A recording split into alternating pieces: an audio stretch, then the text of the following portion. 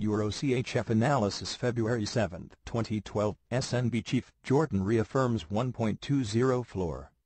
The new temporary chief of the SNB made comments in a speech today that appears to reaffirm the Swiss intention to maintain the minimum exchange rate floor that was set at 1.20 back in September 2011.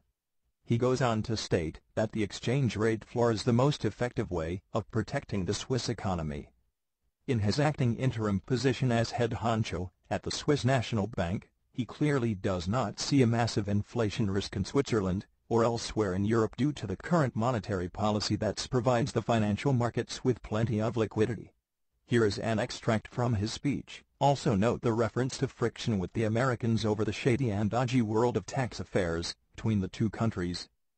I don't see a huge inflation risk in Switzerland, the U.S., nor Europe, Thomas Jordan said at an event of the Swiss-American Chamber of Commerce in Geneva.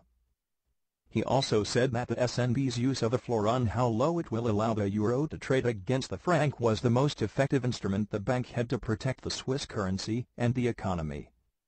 The meeting comes as Swiss banks are under pressure from U.S. authorities over tax issues.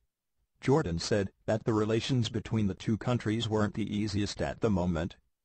Swiss companies trading with Asia is likely to become more important in the future, and this may well be reflected in the bank's reserve currencies, he said.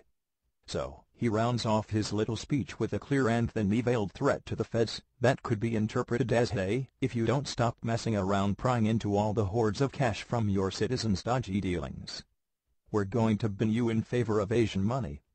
Whilst he admits to a bit of a frosty financial relationship with the American tax authorities just now, those comments can hardly have helped.